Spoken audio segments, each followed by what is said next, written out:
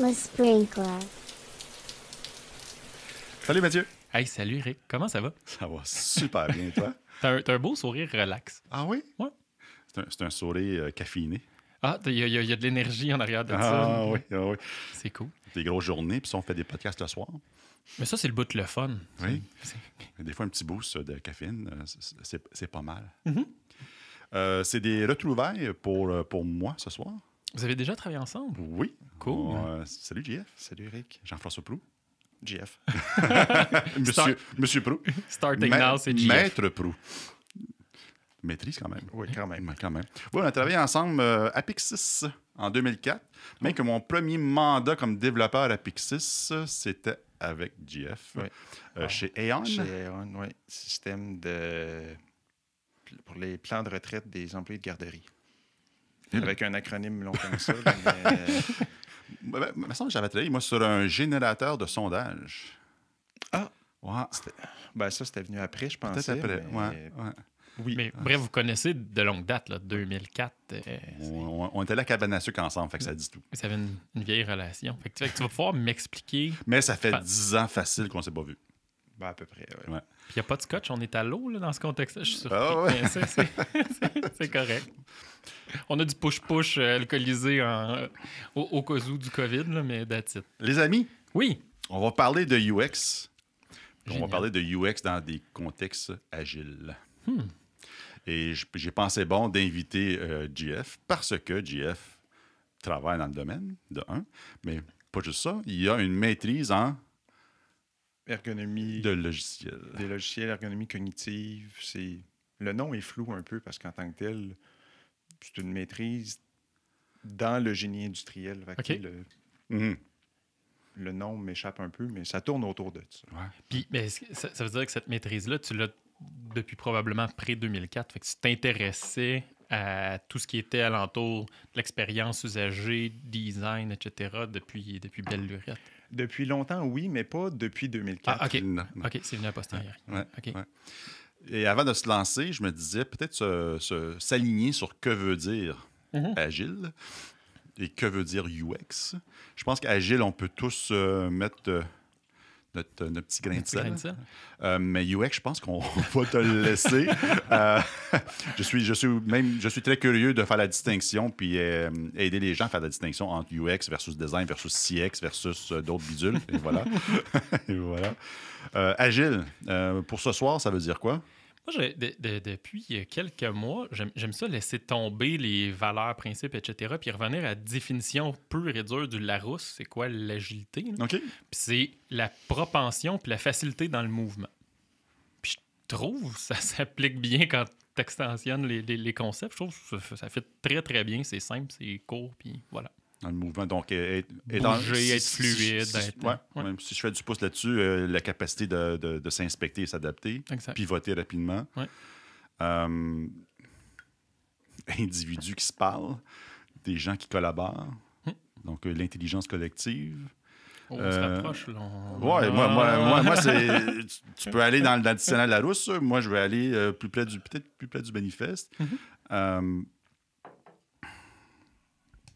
Les meilleures architectures sont développées par des équipes auto-organisées. On dirait que tu sèmes une graine de conversation, là, présentement, là, tranquillement. Surtout que même que ça dit plus que ça, les meilleures architectures, les conceptions sont créées par des équipes auto-organisées. Oui, émerge, ouais. Qu'est-ce qu'elle a d'autre à part ça dans l'agilité? Ben, un que moi j'aime beaucoup, c'est maximiser la quantité de travail non fait ou Oui. qui tourne autour de ça. L'art de Donc, maximiser le travail à ne pas faire. Hein. Oui, comme une personne paresseuse, moi aussi, ça vient me chercher ça. Mais ça, quand on se rapproche justement de tout ce qui est design UX, là, le ne pas faire quelque chose, ne pas charger une interface, on joue là-dedans. Là. Fait qu'on est popé, agile, moi? Ouais. Ça tient la route. UX. Là, on te laisse le mic, là. Qu'est-ce que ça veut dire, Vas-y. UX? c'est une question le fun puis difficile en même temps. Parce que dépendant à qui tu le demandes, tu vas avoir une réponse différente. Tu vas avoir un ça dépend. Non, pour ce... Correct, t'as le droit. T'es l'invité, J'ai un steak illimité. Ouais, OK. t'as la carte blanche. Parce que UX, si j'essaie de le simplifier, dans le fond, c'est amener une solution qui rend l'expérience de l'utilisateur, je vais dire, agréable. Ouais. Mais même le agréable peut être discutable parce que ça, en tant que tel, ça peut avoir plusieurs définitions selon le contexte. C'est subjectif. C'est subjectif, puis c'est très contextuel. Moi, dans le temps, j'aimais ça, Alta Vista. Jusqu'à temps que tu trouves mieux. Jusqu'à temps que je découvre Google. Copernic, c'était cool avec les 32 000 recherches en parallèle. Puis tout. T'es plus vieux que t'as l'air, toi? Oui, je suis plus vieux que j'ai l'air. C'est juste un look. Donc, contextualisé puis subjectif. Oui, je retenais ça. Oui, donc très adapté à la personne. Mais tu sais, UX, si je veux reculer un peu, tu sais, c'est avant qu'on parle de UX puis des ordinateurs, c'est là que l'ergonomie vient en L'ergonomie des produits Ben, physiques. oui, oui. Que ce soit le tableau de bord d'une voiture, d'une pelle. d'une pelle, oui. Les bons vieux design suédois là, qui faisaient la renommée dans les années 60, là, qui ont encore des livres aujourd'hui puis que c'est étudié. Exact. Est-ce que ça va jusqu'à, exemple, l'architecture?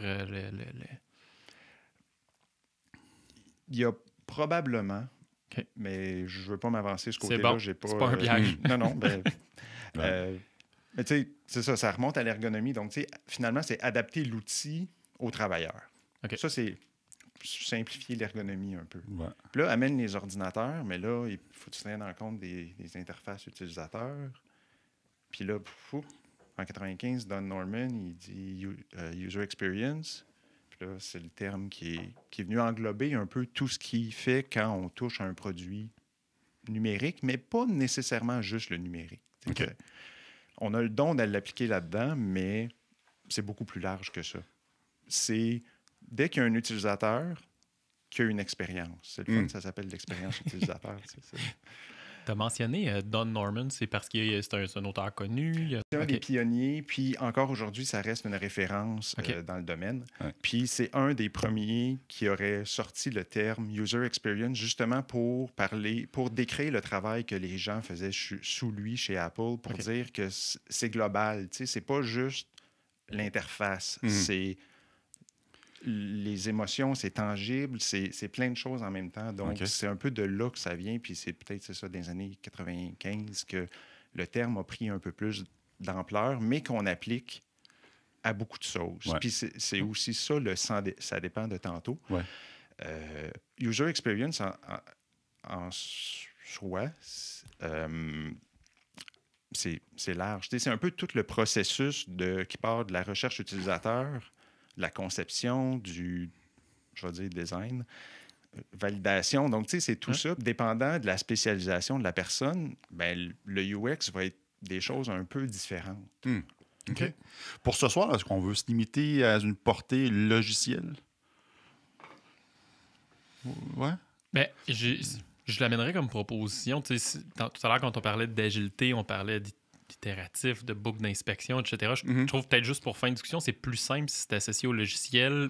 L'aspect software, là, faire des itérations, des incréments, c'est un peu plus facile que quand tu designes une radio. Quoi. C'est encore possible probablement par prototypage puis tout. Là. Ouais. Mais moi, mon expérience, je vais probablement connecter beaucoup plus facilement avec toi, Jean-François, ou JF si on est dans ce monde-là. L'auditoire aussi. Si je me fie à moi-même, peut-être un peu plus. Mais si tu sens le goût de déraper puis aller vers autre chose que du logiciel... On fait des parenthèses ici. Garde-toi. Ouais. Ben, si j'ai des idées autres, je vais les amener, mais mes expériences aussi sont dans le logiciel. Ouais. Parfait, j'aime mieux parler de ce que je connais. C'est bon. Alors, si on se permet de faire une distinction entre du UX et du CX, Customer Experience, ça serait quoi la différence? Avant de parler de la différence, je vais dire ce que je pense qu'ils ont en commun. OK. Ben, dans les deux cas, il y a quelqu'un à satisfaire dans ses expériences. Encore une fois, le mot expérience, c'est vraiment, je le répète, mais c'est pas banal, là, c'est parce que on veut que la personne vive quelque chose de bien ou de épeurant dans certains cas, si c'est ça qu'on construit. Donc, ce qu'on design, ce qu'on conçoit, c'est vraiment pour que l'expérience soit là. Okay. Donc, c'est pas banal de le répéter. Puis, autant CX que UX, il y a le terme experience. Le CX, ça l'englobe, le UX, parce que dans le fond, ça serait toutes les expériences que quelqu'un a avec une marque, un brand. Là. Puis le UX, ça serait les expériences, mais plus ciblées dans différentes interactions avec la marque. OK. Si, pour donner un exemple, je pense à Air Canada. Ouais. Tu aurais du UX quand, disons, dans le processus d'achat du billet d'avion. Ouais.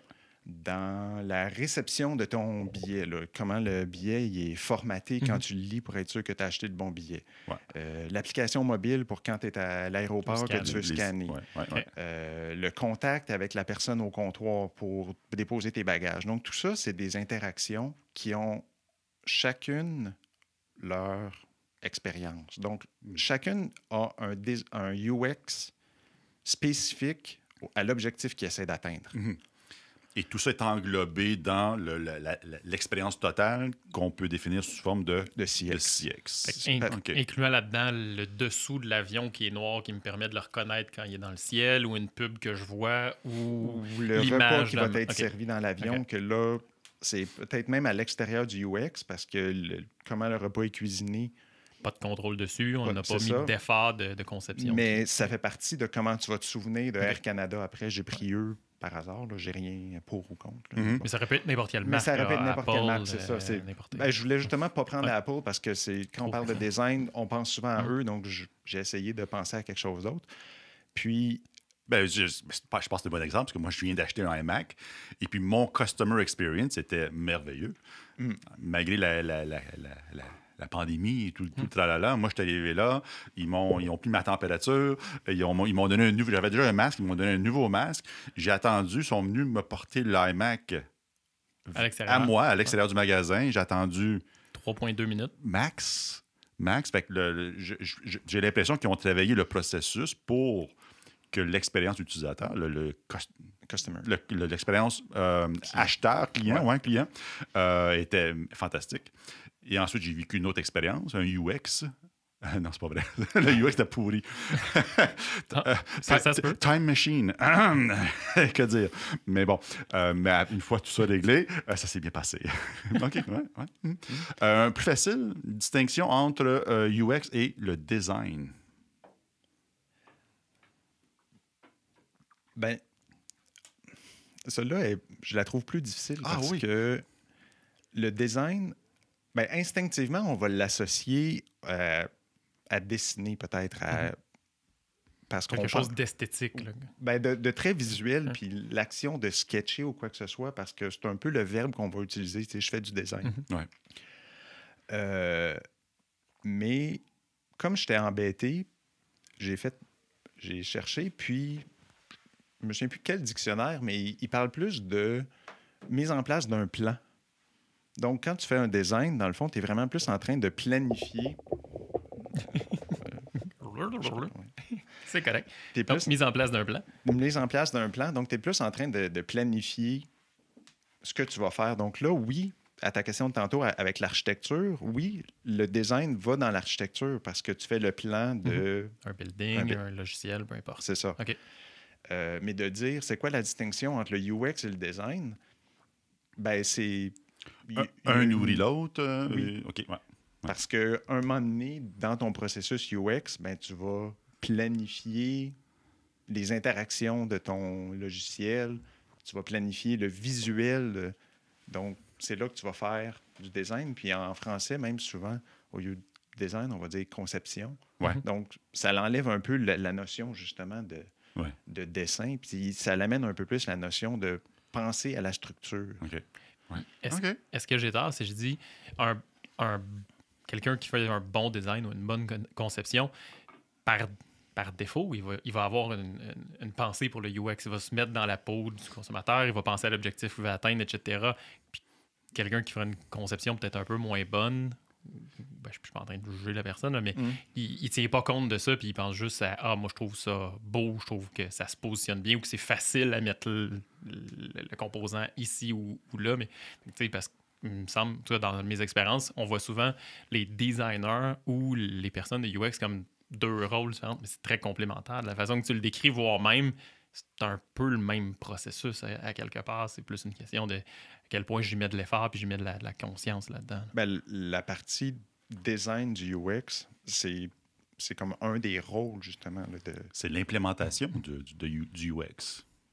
Ben, c'est la partie qu'on voit la plus souvent parce qu'on pense à des maquettes, à des prototypes. Puis ça, c'est très visuel, justement. Alors que la partie connaître l'utilisateur, c'est pas nécessairement tout le monde qui l'a en tête. Qui est équipé pour, qui est capable d'aller creuser. Donc, oui, c'est quelqu'un qui peut être empathique, dire ça serait bien que l'utilisateur trouve ça facile, mais va quand même faire une conception pour lui-même ou pour son manager ou peu importe. Mais qui n'est pas l'utilisateur, finalement. Donc, à ta question, est-ce que quelqu'un qui fait des bons designs a nécessairement une pensée UX? Je dirais non. Parce que la partie utilisateur, c'est l'autre partie. Tantôt, je parlais beaucoup de la partie expérience que je répétais, mais c'est la partie utilisateur. Si tu comprends pas ton utilisateur, tu le rencontres pas pour valider ta compréhension, mais aussi tes maquettes, tes prototypes pour valider ça, c'est une solution à la situation que tu vis, ben, tu n'es pas en train de faire du UX. OK.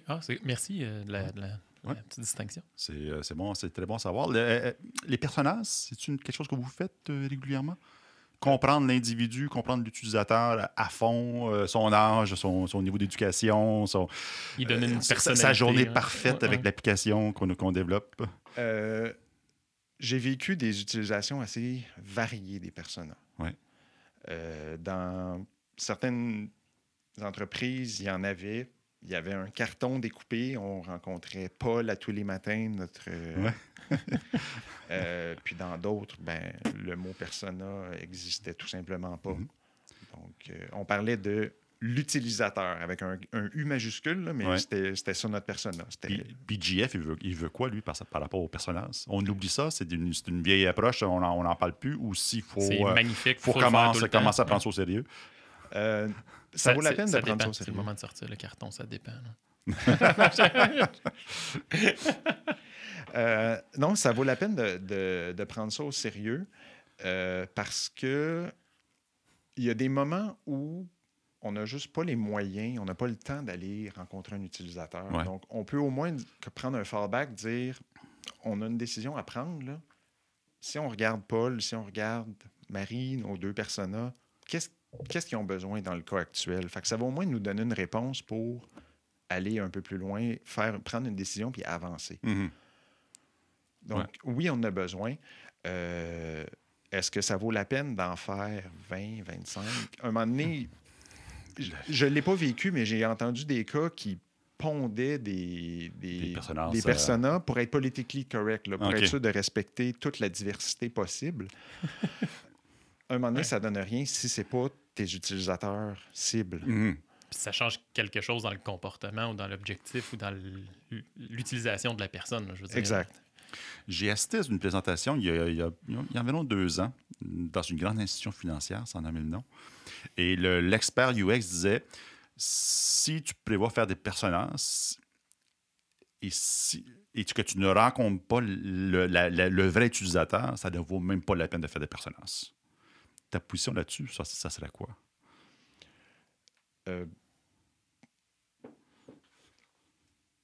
Il y a du vrai, parce que, comme je disais avant, si tu ne rencontres pas l'utilisateur, tu n'as quand même pas une certitude, d'abord, d'avoir même construit les bons personnages. Parce qu'eux, il faut qu'ils soient...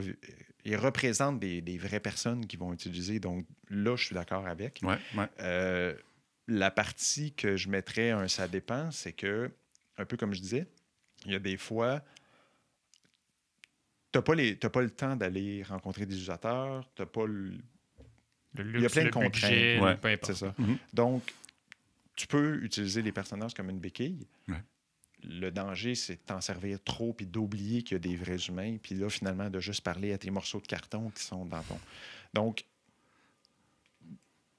ça peut être un danger, mais globalement, oui, je serais d'accord avec le fait que si tu parles jamais à personne...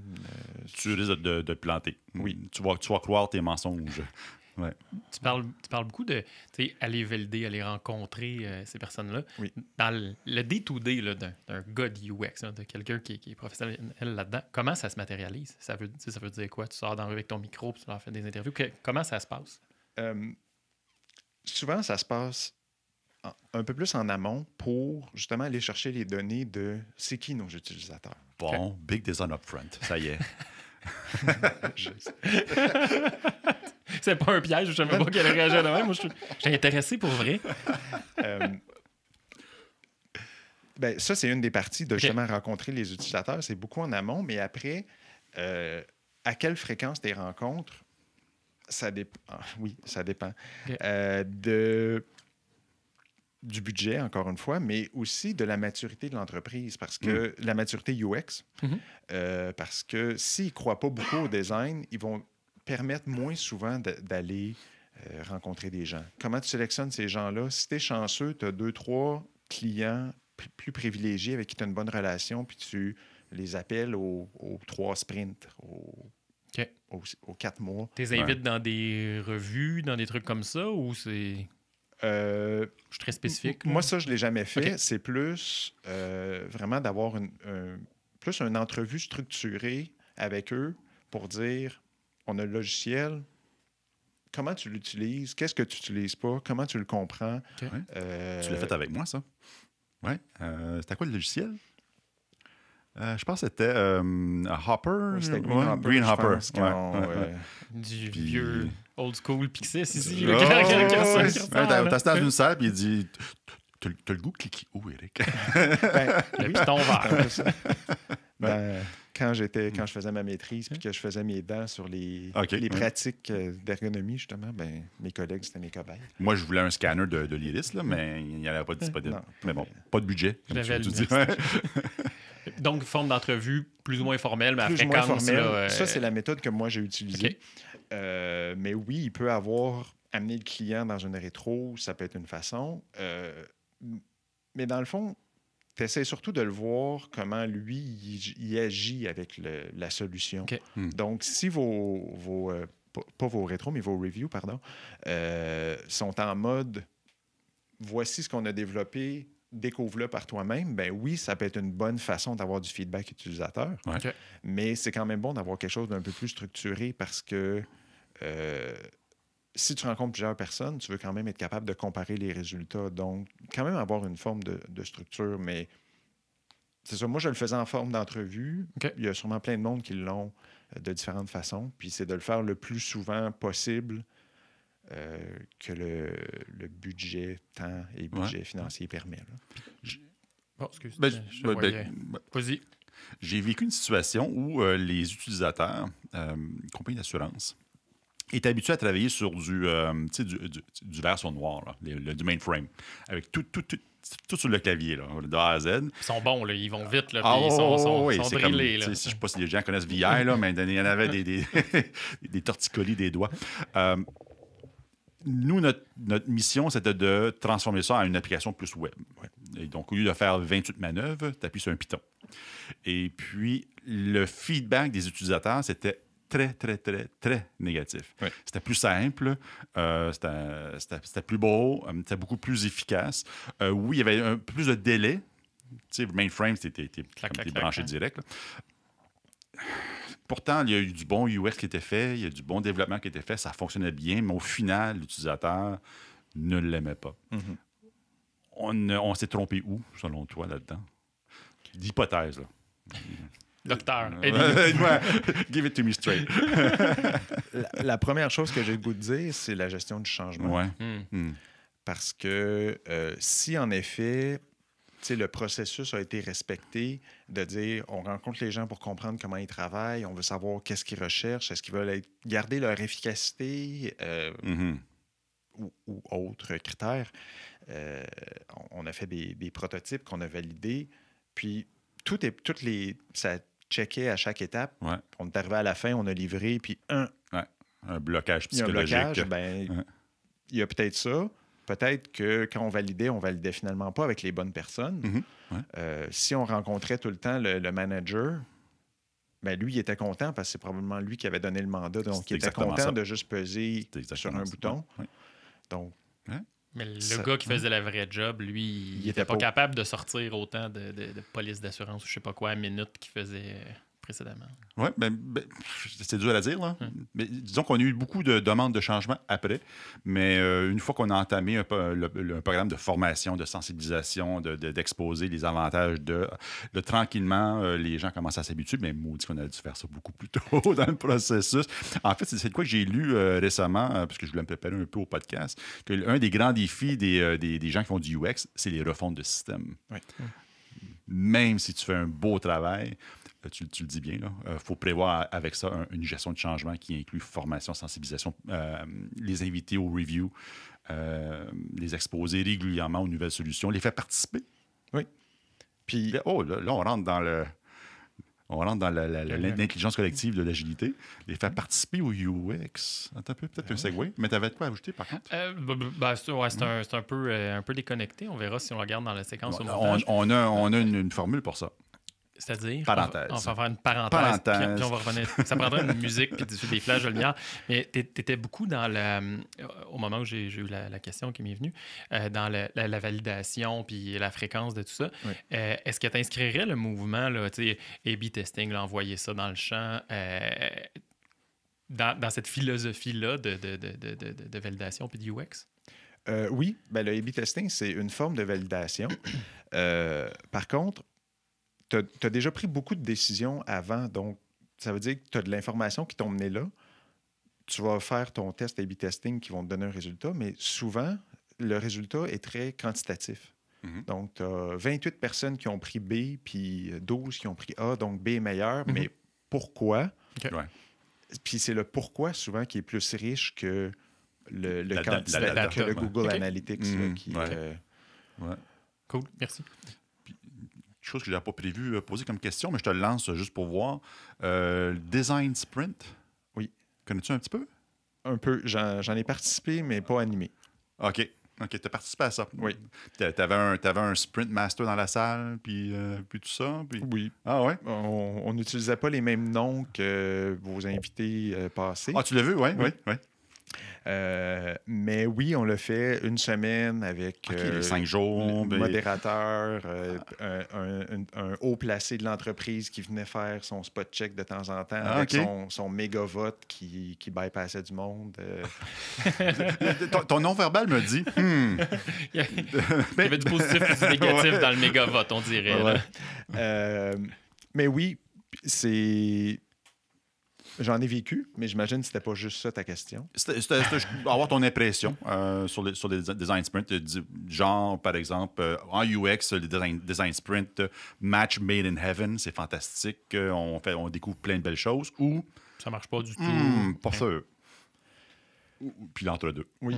Je suis plus dans l'entre-deux, mais du côté positif. Ah, OK. Je suis pas complètement vendu parce que dans un projet récent, on en avait fait 2 dans la durée du projet. Ça a amené des bonnes idées, ça a amené des bonnes choses. Mais après, c'est un peu tombé à plat. Puis ces bonnes idées-là, ils ont eu la mauvaise habitude d'aller dans le bas du backlog. Ah, OK. Donc, on avait fait tout ça avec des bons exercices, que tout le monde était d'accord que c'était comme une bonne direction à prendre. Mais après ça, on a un peu bifurqué vers d'autres priorités qui sont apparues. OK. Puis l'autre chose, contrairement à ce qui était prôné pour le design sprint, on n'avait jamais parlé à l'utilisateur. C'était un design sprint très orienté à l'interne. OK. Ouais, un produit à l'interne. C'est un produit grand public. OK. Mais moyen public. Mais dans le fond, c'est ça. C'est les prémices. On les basait sur nos connaissances de Paul et Marie, nos gentils personas, mais on n'avait pas fait l'exercice d'aller voir des utilisateurs pour dire c'est quoi vos problèmes, puis comment on peut les régler avec la prochaine version de notre logiciel. OK. Ouais. Je pense qu'on peut faire tester le mariage entre les deux, UX et Agile. On arrive là. Mais spontanément, tout à l'heure, tu as réagi, Eric, avec un big design upfront. C'est mon petit côté détestable. À un mot, j'ai le goût de le partir comme ça. On a souvent la crainte que les gens de UX, de par leur besoin de connaître ou de voir beaucoup en amont, ils viennent injecter une dose de big design upfront dans l'agilité, mettons. Ou du over-design. Ou du over-design, exact. Là, du gold plating. De décider des choses avant même de mesurer l'impact. Exact. Donc, ouais. Ça serait quoi la bonne façon de faire ou le juste milieu pour avoir et les avantages de un et de l'autre? Là, je pense pas que ne pas en faire du tout, c'est le mieux, et le faire tout, c'est le mieux. Ça serait où la balance, selon toi? Ou le faire après. Ou le faire après? Expérience vécue. Ben, réponse plate, c'est ça va vraiment varier selon le contexte du projet puis la maturité des équipes. Plus qu'on le fait tôt, dans le fond, le processus UX, donc autant de connaître les utilisateurs que de faire un peu des prototypes, ben, on va avoir vraiment une bonne compréhension de pour qui on le fait, pourquoi on le fait. Plus qu'on le fait tard, plus qu'on est réactif, puis on est concentré sur qu'est-ce qu'on fait. OK. Donc, c'est là que je dis, c'est un équilibre qui va varier beaucoup. Mais où est-ce que je pense qu'il faut en faire quand même un peu, c'est que au-delà de connaître les utilisateurs, c'est que ça nous donne quand même une vision de c'est quoi la structure des interactions, du flow que je vais bâtir. Je ne veux pas être en train de bâtir quelque chose à mesure, tu sais, de designer quelque chose à mesure que le gars est en train de coder. Un Frankenstein, là. Ouais. C'est ça qui va arriver. Puis je l'ai même vécu que, tu sais, module A développé par équipe A, module B est développé par l'équipe B. Les deux, ils vont dans le même logiciel, mais clairement, c'est du monde qui se sont jamais parlé puis qui n'ont pas planifié leur affaire avant. Donc, on veut éviter ça. Ça, c'est un cas un peu extrême, mais tu veux éviter ça. Donc, peut-être pas si extrême que ça, malheureusement. Mais bon. Ouais. Donc, amener du design upfront, il n'est pas obligé d'être big, mais amener du design upfront, ben, ça permet au moins de dire voici la cohérence qu'on veut avoir, voici le tone du langage qu'on va utiliser, mettre un peu de vocabulaire là-dedans. Donc, déjà, amener cette réflexion-là au lieu justement d'être très réactif. Ouais. Si je te parle de journeying, puis des. C'est quoi l'autre, le mapping de. Story mapping? Oui, c'est un autre bon, ça. Mais je pensais à une autre chose. Mon Dieu, j'ai un blanc de mémoire. User journey? User journey, oui. Quel niveau de détail qu'on entre? Je pose la question. OK. On fait de l'analyse, on fait du UX en amont. On a rencontré les gens, c'est fantastique. Et puis les gens, les analyses de marché, tout tralala nous disent que ceci est le user experience fantastique. Okay? On se dirige vers ça. Puis parfait. Puis là, les développeurs, on leur impose. Hein? Si on fait beaucoup de travail en amont, on leur impose que coder ceci. La solution est définie déjà. Oui. Et puis, aussitôt qu'on le met sur le marché, on réalise que, bordel, le bout, ça sèche. Le bout, ça sèche rapidement, puis qu'on n'a pas pensé du tout à ça. On le découvre une fois qu'on l'a mis sur le marché. Et là, il faut modifier les maquettes, il faut modifier notre compréhension du UX. Parce que là, l'expérience utilisateur, c'est plus juste prendre le stylo puis écrire. C'est maintenant de prendre le stylo, enlever le cap, déposer le cap ou le designer pour qu'il puisse aller au bout. Ça s'ajoute, ça en accumule du stock, là. Et tout ça. Toutes des choses qu'on n'aurait pas su avant.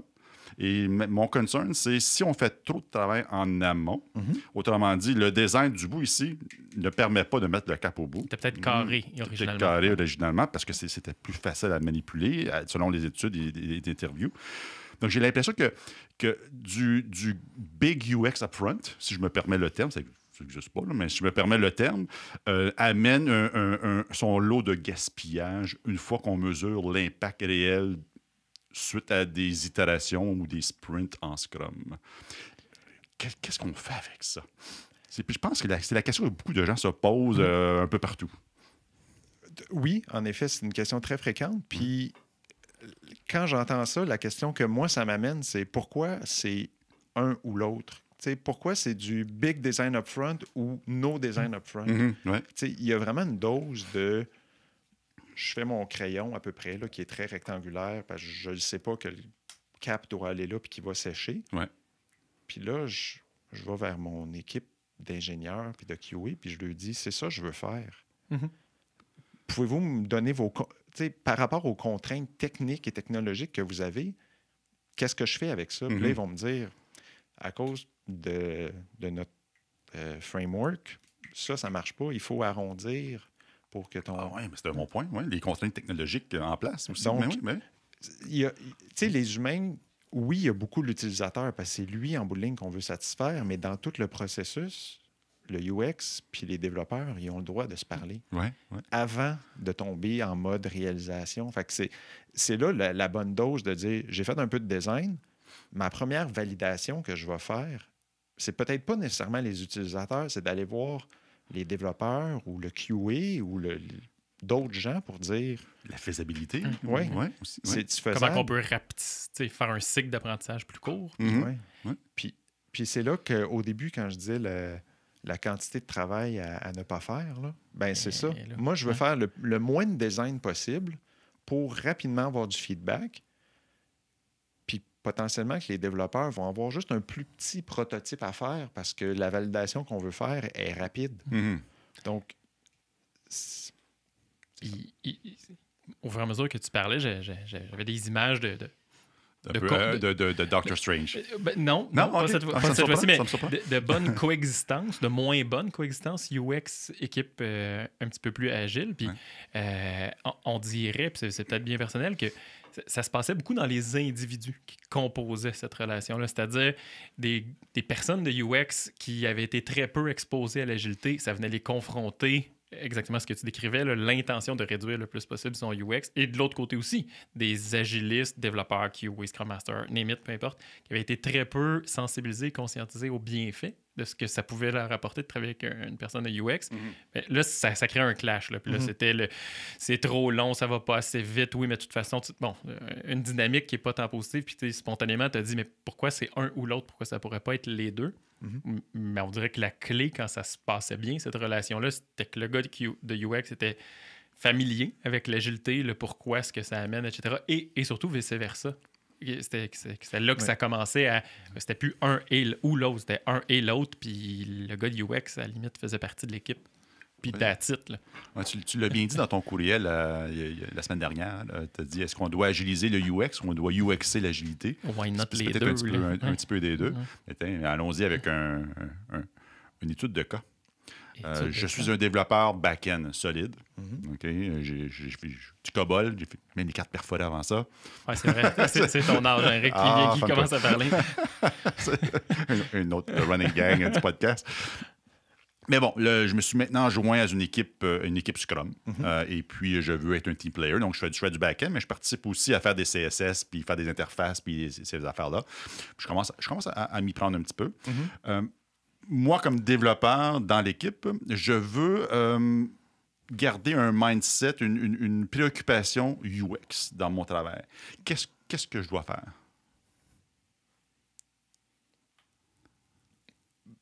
Ben, d'abord, tu l'as énoncé, donc c'est bien. Oui, je le reconnais. Oui, c'est ça, tu je reconnais mes limites. Tu as une empathie pour l'utilisateur, mais disons que c'était comme une contradiction que parce que tu es un développeur back-end, ben, ça te limite un peu, mais mettons ça de côté. Tu as une empathie pour l'utilisateur, puis tu veux l'aider. Ouais. Donc... On travaille à la même compagnie, mais moi plutôt oui, là, ça. disons-là. Donc, dans notre logiciel, là, qu'est-ce qui peut être amélioré qui va satisfaire l'utilisateur? C'est un peu comme je disais tantôt pour le design, qu'on pense beaucoup à dessin. Bien, quand on pense UX, on pense beaucoup à qu'est-ce qu'il y a à l'écran. Ouais. Mais le UX, c'est toute l'expérience. Donc, tu sais, si on se rend compte que quand ma liste a plus que 100 items, le système est lent. OK, bien, développeur, peux-tu améliorer la performance? Donc, si tu améliores la performance, tu viens d'améliorer le UX. À quoi les non-functional requirements peuvent venir des gars de UX? Malade! Parce que j'ai une petite touche d'ironie, là, ça vient pas juste de l'architecte truc machin en arrière. Je sens une émotion. Ouais, excuse-moi, j'avais pas le choix, il fallait que j'y aille. mais je trouve ça quand même super intéressant ce que tu amènes là. Mais dans le fond, c'est ça, c'est tout ce qui améliore l'expérience de l'utilisateur. Mhm. Donc, une meilleure performance, une meilleure réponse à ces interactions. Ouais. Juste ça, ça l'aide. Puis tranquillement, on fait des pas par en avant. tu sais. OK, ouais. Puis faire du pairing avec toi, c'est-tu possible? Tout à fait. J'aime ça, d'avoir des feedbacks de tout le monde. Pas juste des designers, donc de l'équipe de développement. Puis Mais au-delà du feedback, là, on s'assoit Oui, un côté de l'autre. Le même gars back-end. On là. se prend, Ouais. oui, le même gars. Là, j'ai 82 ans. Là. J'ai la user story, tournure. On doit développer ceci avec des critères d'acceptation du genre en termes de temps de réponse et tout là, mais aussi en termes d'ergonomie. Mais on n'a pas fait beaucoup de design upfront. On a fait peut-être un peu prototype vite, rapidement. Et puis, on a ça au mur. Puis nous, on travaille ensemble pour développer la nouvelle fonctionnalité. Fait que vu que tu es sensible, tu lèves la main puis tu dis « Hey Jean-François, j'aimerais ça entre 9 et 10, tu viens de t'asseoir et on le développe ensemble, mettons. Ouais. Là, ça se passe, puis c'est merveilleux. C'est quelque chose que tu vois des fois dans les entreprises? non. Non, moi non plus. Non C'est plus. triste, hein? J'aurais tendance à dire aux gens, invitez, les développeurs, invitez le gars, la fille de UX, asseyez-vous ensemble à tous les lundis de 9 à 10, mettons. Ou à chaque fois que vous démarrez une story, asseyez-vous avec le designer, le UX, le CX à la limite, si vous en avez dans l'entreprise, puis essayez de comprendre le pourquoi. Tantôt, tu disais le pourquoi. Et peut-être ça va influencer la façon que tu vas implanter la chose. Mais pendant qu'on est là, toi, tu es le gars back-end. Là. Ouais. Moi, je suis le PO de cette patente-là. Puis là, c'est le pourquoi qui vient de m'allumer. Ouais. Ça me semble que dans une user story, à fin de, là, ça ressemble en sein, s'il vous plaît, à un pourquoi. Là. Il me semble que, historiquement, là, c'est pas mal là pour ça, cette patente-là. Moi, je suis le PO. Je peux aller te chercher et dire « Hey, GF, tu sais, peu importe, il faut mettre une fonctionnalité de quelque chose qui va être à quelque part, patati patata, mais je suis pas capable de le communiquer, le pourquoi à ma gang. » Peux-tu m'amener de l'eau au moulin, s'il te plaît? Ben oui. Puis, probablement que je vais te dire, hey, on veut parler du pourquoi, mais en tant que, là, on parle-tu de Paul ou de Marie? Oui, on le ramène au bon On vieux le persona. ramène, là. Ouais. Puis là, le pourquoi, là, il est peut-être décrit sur sa fiche. Là. Déjà, ouais.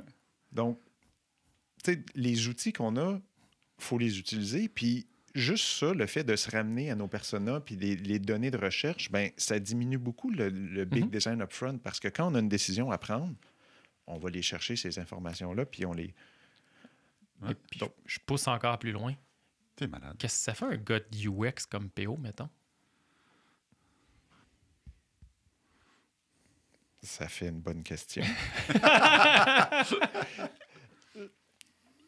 Ce que j'ai vécu puis ce que j'ai lu, c'est beaucoup que le UX, il aide le PO. On voit ça quand même de plus en plus. Je pense que c'est une bonne chose. Mais qu'il soit le PO en tant que tel, j'aurais le goût de dire que ça peut être une bonne chose. Mais probablement qu'il faut qu'il soit dosé aussi pour pas chirer dans le sens justement que là, on s'en va trop dans les exercices de conceptualisation. Là. Sans oublier que le PO gère des budgets, puis les gens du UX des budgets. Je sais pas. Il en reste plus le développement. Non, parce que c'est pas un ou l'autre, c'est un et l'autre. On est déjà là, puis dessus. Donc, il y a une collaboration très solide entre PO, UX, BA probablement, analyse d'affaires. Pourquoi pas? Ouais. Je n'ai pas eu la chance de collaborer avec des BA en tant Pas que encore, UX, non. mais pourquoi pas? Ouais. Avec le QA, avec Le QA, oui. avec les content writers, avec les gens de support, avec tout le monde. Toute qui est la gestion de impliqué, là. changement là, que tu parlais tout à l'heure. J'ai quasiment le goût de te demander une recommandation. Nouveau projet, Greenfield, flambant. Okay, c'est pas une refonte. On a assemblé une bonne équipe. Correct, là. C'est pas c'est du bon monde, des bons développeurs.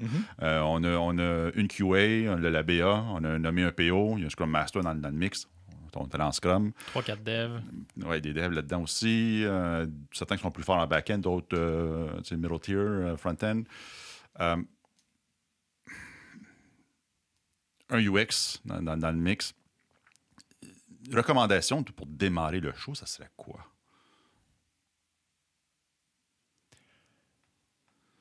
Est-ce qu'on a déjà rencontré des utilisateurs? On a-tu des données? On est complètement C'est vierge. flambant, là. On a eu du venture capital. On se part une start-up, là, puis Ouais. on vient de... on vient de le meubler, là, OK. acheter... Ouais. On a quand même des applications en prod qui ont besoin de maintenance. Fait que là, il y a le big boss commence à dire, attends un peu, moi, je vais garder mes développeurs occupés. Là, fait que non, eux vont pas participer à la découverte initiale user experience. On va les mettre en maintenance puis à développer notre vache à lait qu'on a acheté de nos compagnies, mettons. Là, j'ai inventé ça à mesure. L'histoire se construit. Oh, là. ça commence à se complexifier, puis là, il y a plusieurs étages. Qu'est-ce que tu dirais quoi au Big Boss? Ben, si on a les moyens, justement, d'occuper notre équipe, l'équipe technique, là, sur l'autre produit pendant un peu de temps, là, disons, là, 4 semaines, là, si on est vraiment fou, puis on va s'ajuster, Ouais. bien là, prendre ces 4 semaines-là pour, justement, faire la recherche initiale pour aller chercher les données de base, OK. Pour nourrir les gens. pour nourrir les exercices qui suivent. OK. Parce que je dis 4 semaines, c'est même pas obligé d'être aussi long que ça, là, mais disons. Ouais. Quand on a fini ça, là, on embarque dans le design sprint, l'équipe s'en vient, puis là, on peut commencer, suite au design sprint, Design sprint à la Google, là, tu parles? Oui. OK. oui, OK. les 5 jours. Là. OK, ouais. Donc, le résultat du 5 jours, c'est le backlog, puis après ça, on peut commencer à embarquer en mode réalisation. Tu sais. Mhm. Au début d'un projet, on sait tout le temps qu'il y a des choses techniques à mettre en place. En parallèle, on peut commencer à UXer, donc faire des prototypes, tout ça. Ouais. Puis, là, embarquer dans la routine un peu plus de bâtir tout ça. Ouais. Donc, puis après ça, après 3-4 semaines, 3-4 sprints, quand on atteint notre premier milestone, Ouais. on peut sensiblement répéter ça, mais sur une plus petite échelle. Mhm. Parce que là, on a appris plein de choses, on a un logiciel fonctionnel, il y a un peu de maintenance à faire. Donc, pendant que l'équipe fait sa maintenance, paye un peu de dette, Ouais. bien là, on retourne faire juste un petit peu de recherche pour la prochaine étape. Donc, on est capable comme ça de ne pas faire des big design upfront, d'être très réactif pour dire qu'est-ce qui me manquait comme information avant que là, je peux en profiter pour aller les chercher parce que c'est vers ça que je m'en vais. Mhm. Puis là, bâtir là-dessus. Ça me semble simple. Pourquoi ça marche pas? Pourquoi, qu'on le fait pas? pourquoi les réactions violentes? Ouais. Parce que pendant un certain bout, UX, les réactions des gens de UX envers l'agilité, c'est de la merde. Je veux rien savoir, arrêtez. Mhm. Selon toi, pourquoi cette réaction violente-là? Peut-être que tu l'as eu toi-même, je sais pas. Non, je ne l'ai pas eu parce que ça fait C'est plus longtemps que je baigne dans l'agilité que dans l'UX. C'est vrai. Ouais. Donc, Ouais. probablement que ça, je le traîne un peu partout. Mais c'est très confrontant de dire que tu ne peux pas faire toute ta recherche, puis faire tous les prototypes, puis revalider avec tes utilisateurs avant même que quelqu'un pense à la technologie pour réaliser ça. Mhm. Donc, Ou l'impact réel. ou- Ouais. oui. Donc, il y a beaucoup d'adaptations de ce côté-là, mais aussi... On touche aux croyances fondamentales rendu là. Oui. Puis, d'un autre côté, je pense qu'il y a aussi peut-être une mauvaise compréhension de c'est quoi agile, c'est quoi... Tu sais, tu dis agile à quelqu'un, puis nécessairement, il entend Scrum. Puis Scrum, c'est clair. Scrum, il n'y a pas de lift-off, il n'y a pas de sprint zéro. Tu pars. C'est ça. Ce qui s'est passé avant, c'est ça. C'est bon. Tu pars. On a du cash, on cut. Il y a eu une génération spontanée d'un backlog à quelque part. Ouais, c'est Là- ça. Fait que c'est ça la compréhension de l'agilité. Je peux comprendre la réaction violente à ce moment-là. Puis Ouais. l'État actuellement, tu sais, on a parlé de réaction violente il y a quelques années, on est peut-être dans une transition actuellement, mais aujourd'hui, tu sais, ce que tu vois sur le marché, Mhm. on est où dans cet état-là? Je perçois une acceptation du milieu UX de l'agilité qui essaie de l'adapter et de l'adopter. Mhm. les niveaux de maturité sont vraiment inégaux. On n'est pas encore comme ça. Là. On Non. est quelque part entre...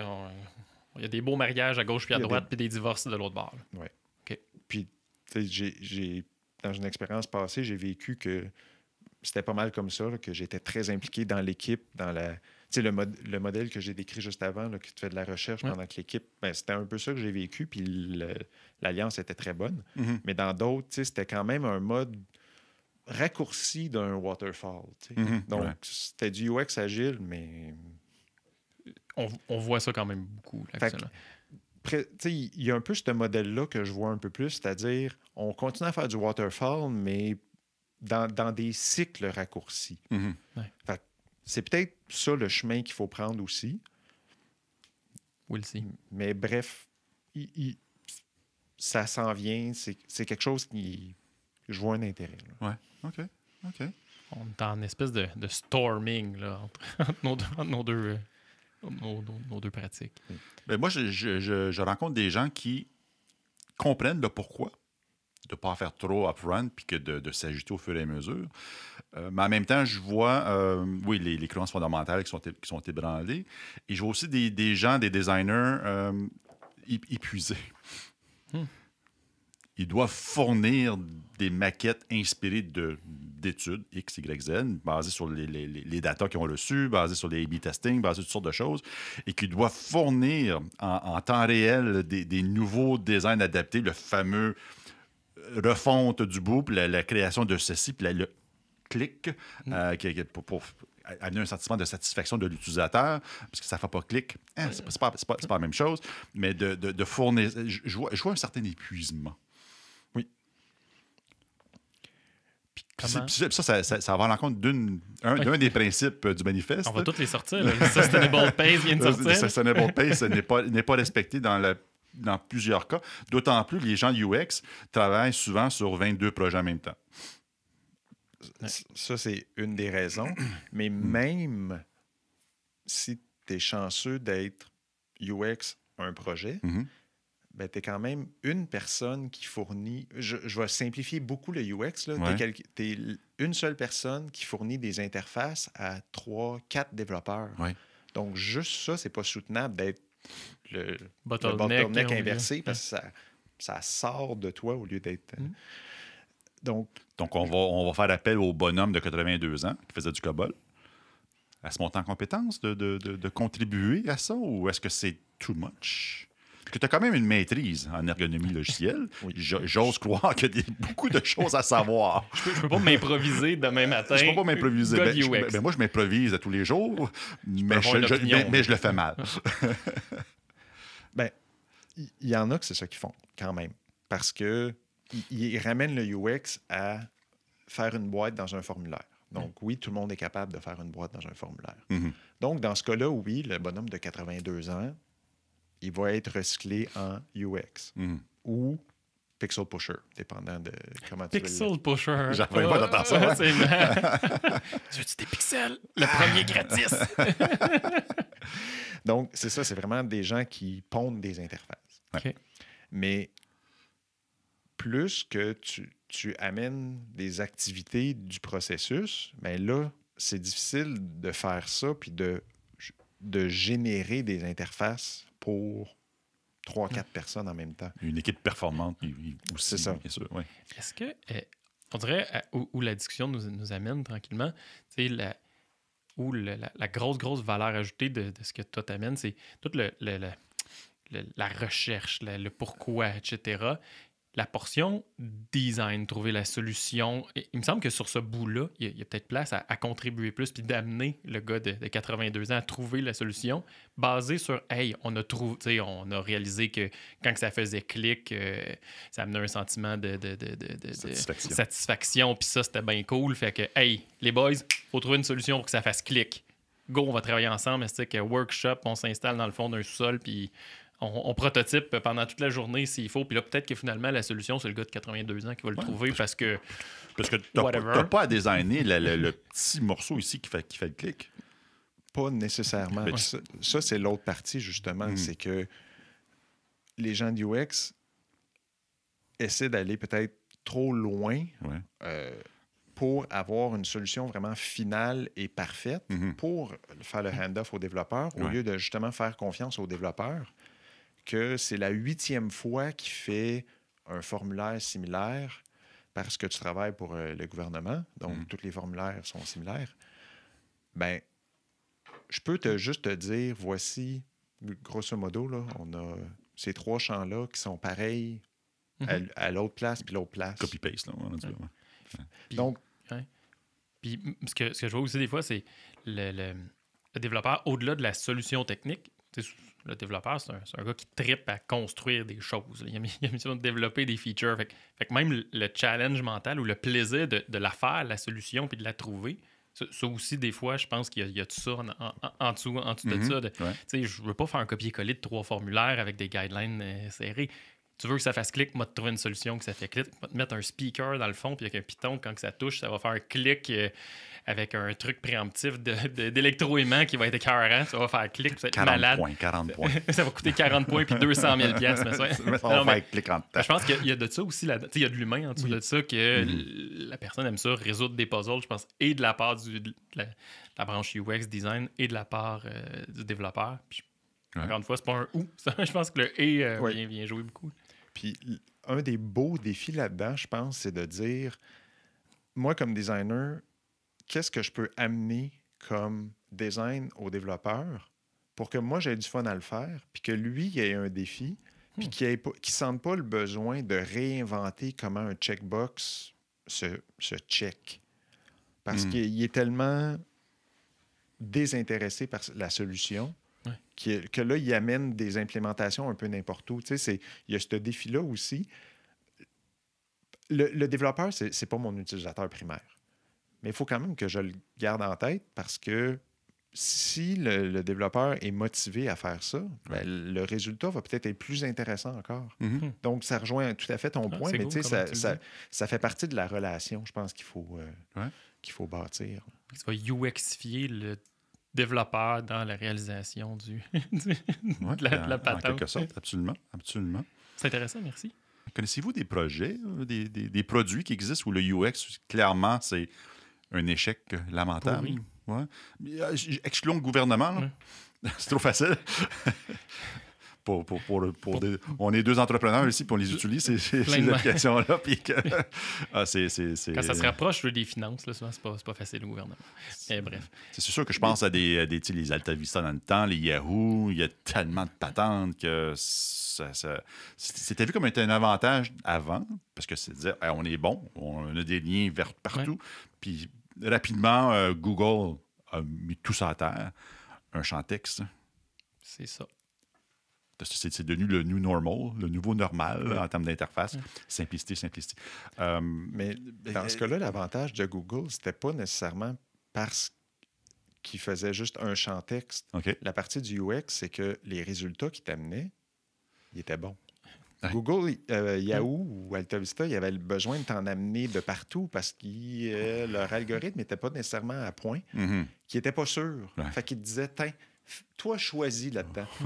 Google, il prenait position dès le début. Il disait, moi, je suis pas mal confiant, là, c'est ça tes 5 meilleurs. Il y avait même un I Feel Lucky. Oui. Ça existe encore, le I Feel Lucky? Non, il est enlevé. Il est enlevé, oui, OK. Donc, c'est plus ce côté-là que du UX que Google a gagné beaucoup par rapport aux autres. On pense beaucoup au fait qu'il y avait juste un champ, puis c'était écrit Google en dessous, puis 2 boutons.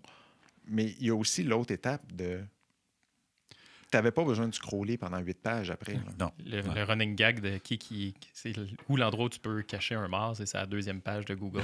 Jamais personne qui va là. C'est vrai. Puis ta question originale, c'était des expériences utilisateurs mauvaises récemment vécues. De produits en ligne. Il me semble qu'il y en a de moins en moins que ça doit être probablement dû au fait que le UX est de plus en plus populaire ou de plus en plus utilisé. Mais des expériences désastreuses là, en ligne, il n'y en a pas de temps. Je travaille fort, là. J'essaie d'y penser. Puis, oui, j'en ai un peut-être. Dis pas le site web d'Agile Partnership. Non. Puis c'est drôle parce que ça revient sur plus que juste l'interface. Là, fait que je trouve ça intéressant. C'est pas juste l'aspect coloriage, mais mon lave-vaisselle a brisé. Peu importe. J'ai eu besoin d'aller sur le site web de Bosch pour trouver c'est qui le réparateur qui peut venir chez nous puis tout. Puis là, je devais sélectionner mon appareil et rentrer le numéro de série. Là, ça supposait déjà que je savais où trouver mon numéro de série parce qu'il n'y avait pas tant d'explications.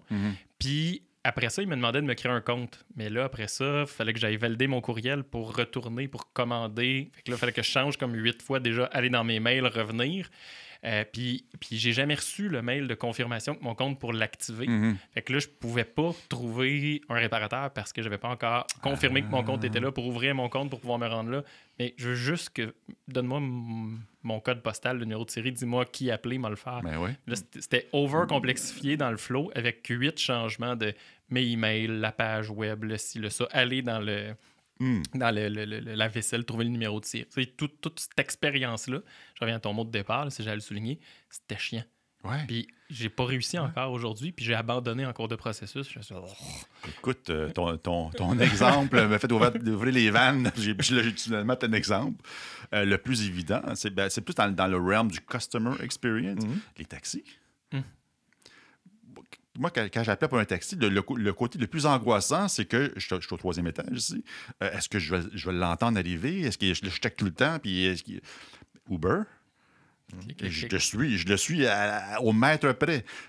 2 expériences utilisateurs, 2 customer experience qui incluent du UX, dans l'application mobile, formidable dans un côté et inexistant dans l'autre. Fait que c'est un exemple. L'autre exemple, c'est exactement la même chose à l'écran. C'est-à-dire un suivi, un peu la même chose comme Uber, mais le suivi de ta commande. Tu commandes chez Domino's Pizza. Il y a un scroll, puis il monte chaque étape de la préparation jusqu'à le livreur est parti. Ça fonctionne super bien. J'ai commandé de la mémoire vive pour mon iMac ici. Là. C'est à peu près la même interface. C'est une petite compagnie de livraison 24 heures, là, Joey quelque chose. Là. Même chose, mais ça passe de commande en préparation à livrer. il y a une bulle au milieu, là. La commande est partie, puis en plus bas, c'est Your Joey has not yet been assigned. Mais ça fait 2 fois, là. Ça passe de c'est en préparation à livrer. Fait que je sais pas à quel point. Fait que c'est les mêmes interfaces, mais la techno en arrière n'a pas suivi. Ouais. Puis, moi, je vais amener un exemple qui ne ressemble pas du tout au vôtre. Ouais. Avant, j'avais un téléphone Android. Ma blonde a un iPhone. On va sur Météo Média pour Montréal. Puis, on ne voit pas la même météo, chacun sur nos téléphones. Attendons, toi. Aviez-vous la même ville de configurer? Peut-être qu'il y en a un qui c'était Montréal-Ouest, l'autre Montréal-Est, mais... Peu importe. Peu importe. Si je vais sur la météo sur 2 devices différents, je m'attends à voir la même chose. Donc, ma confiance en ça a fait que... J'utilise plus Météo Média. Puis, inconcevable. À cette heure, l'expérience que ça m'a fait vivre fait que je doute à chaque fois. Oui. Donc, maintenant, j'ai 2 applications météo sur mon téléphone parce que je veux juste backer pour être sûr. Donc, c'est une forme de UX, ça, de la confiance que j'ai en le système. C'est drôle que tu l'amènes comme ça. On a peu touché, par la bande, on peut toucher les avantages du UX, la satisfaction du client, des trucs comme ça. Mais on n'a pas parlé du côté négatif d'avoir un mauvais UX, qui là, ça peut être catastrophique. Là. Perdre confiance en un outil ou un logiciel, tu lâches. Là. Tu l'utilises juste plus. Puis, je pense que c'est une des raisons aussi pourquoi il a fallu qu'on cherche aussi les mauvaises expériences de UX, parce que peu importe la météo, la pizza ou quoi que ce soit, on a tellement de choix que dès qu'on rencontre une application que l'expérience n'est pas bonne, on la flush puis on passe à l'autre. Ouais. Donc, puis on les oublie vraiment là, parce qu'on se concentre sur celle qui est le fun. Oui, des fois, elle ne répond pas comme on veut, mais globalement, l'expérience est tellement bonne que l'autre... On n'a plus de patience là, avec les App Store puis tout ça. Là, dans 3 secondes d'écart, si ça ne marche pas, ciao, bye. Là. C'est ça. Ouais. Toutes les applications gratuites, là, ils sont faciles à downloader, mais ils sont faciles à effacer aussi. Là. Ouais. Donc, oui, ça fait que d'un côté, c'est bon. Ça veut dire, comme tu disais, il y a de plus en plus de conscience puis de plus en plus de design qui est fait des logiciels, mais il reste quand même beaucoup d'entreprises pour qui ça se fait pas. Ouais. Puis si tu avais, là, on parlait de quelques expériences vraiment nulles de UX. Si tu en avais à citer que tu es particulièrement, que en tant UX, tu vas-tu, puis c'est là, il y a eu un effort là, soutenu de fait, c'est vraiment très bien fait, puis je reconnais le travail de mon fellow partner UX qui a travaillé là-dessus. Voir que tu as appris quelque chose en regardant l'interface. Tu as dit, oh, c'est une approche que je ne m'attendais pas.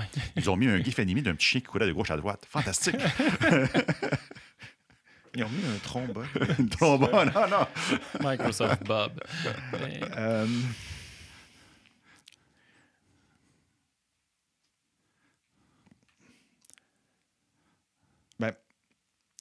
Une application que j'aime utiliser, ça s'appelle pas App Guru, mais Coffee Guru. Okay. Coffee Guru. Oui, je suis un caféinomane.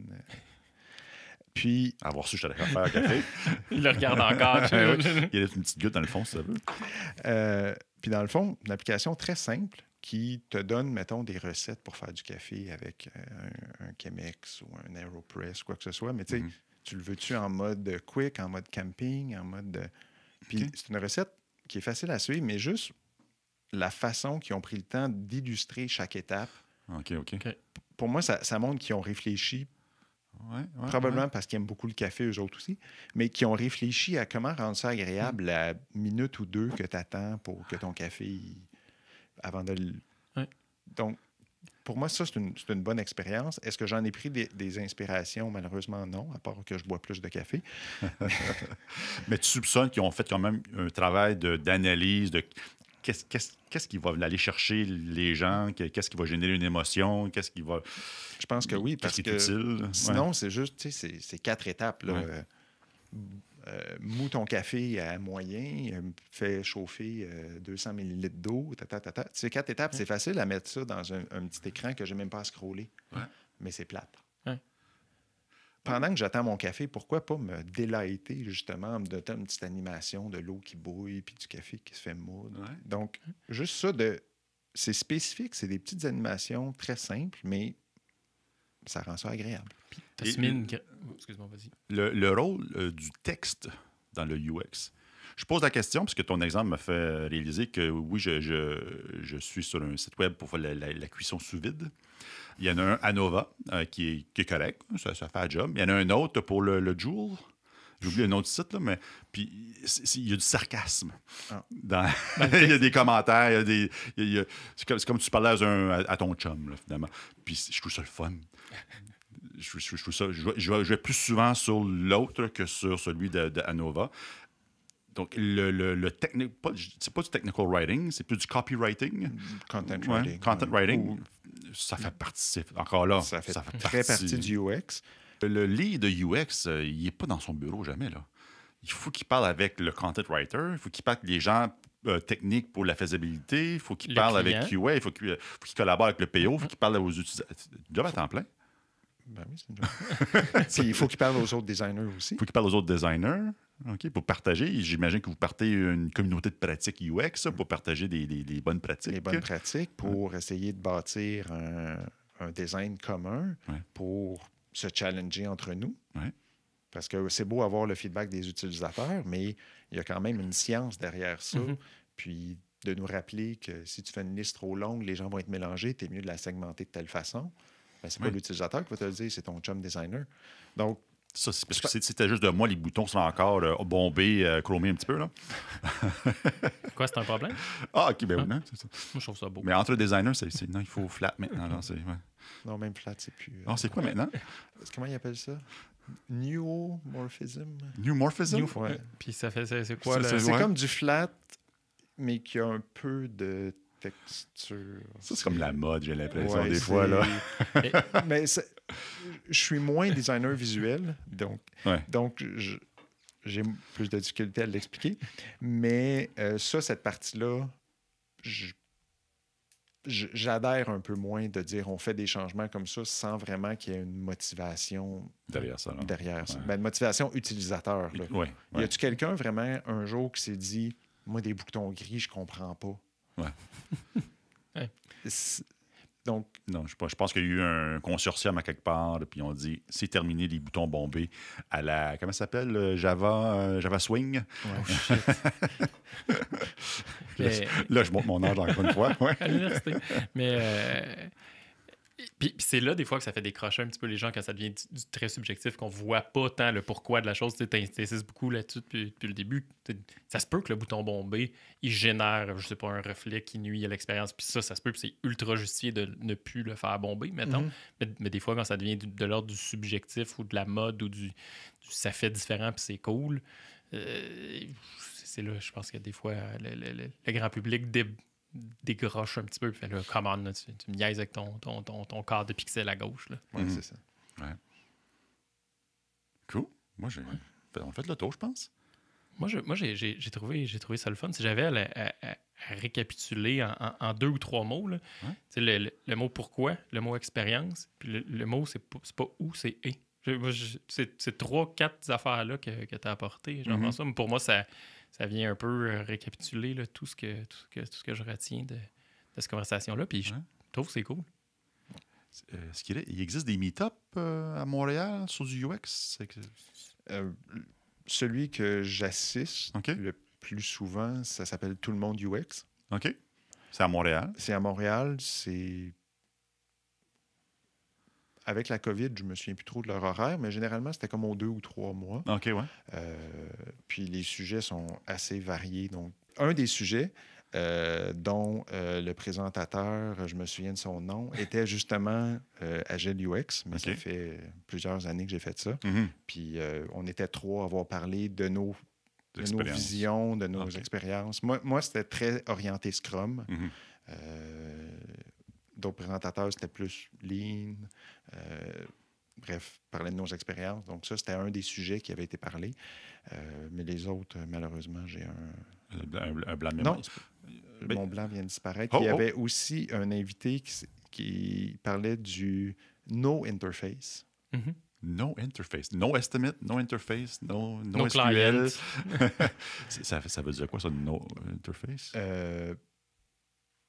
En tant que tel, c'est quand tu es capable de ne pas faire une interface pour l'utilisateur, que le système peut prendre une décision par lui-même, puis fais-le. L'exemple qu'il donnait, c'est, mettons, les smart locks après les portes d'entrée. Là. OK, ouais.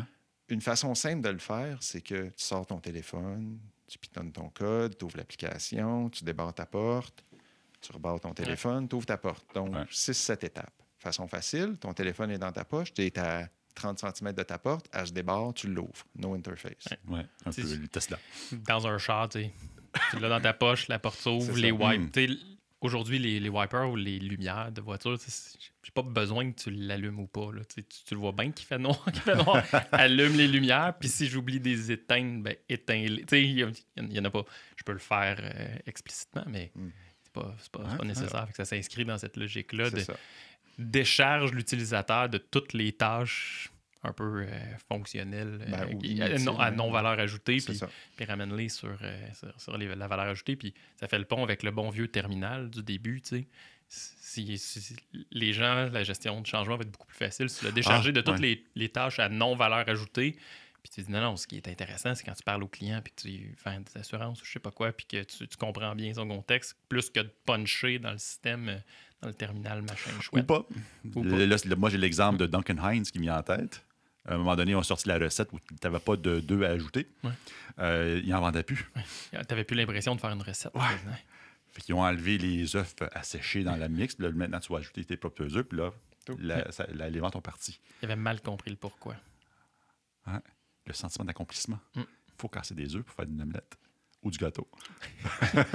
Mettons, quand je conduis un char ou j'ouvre ma porte de maison, j'ai très peu de sentiment d'accomplissement à débarrer la porte ou à allumer les lumières.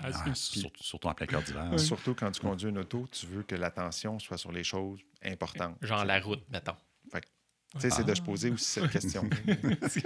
Mais non. Es-tu rejoignable? Les gens qui ont des questions? Oui. Oui? Où, comment? Quelle façon?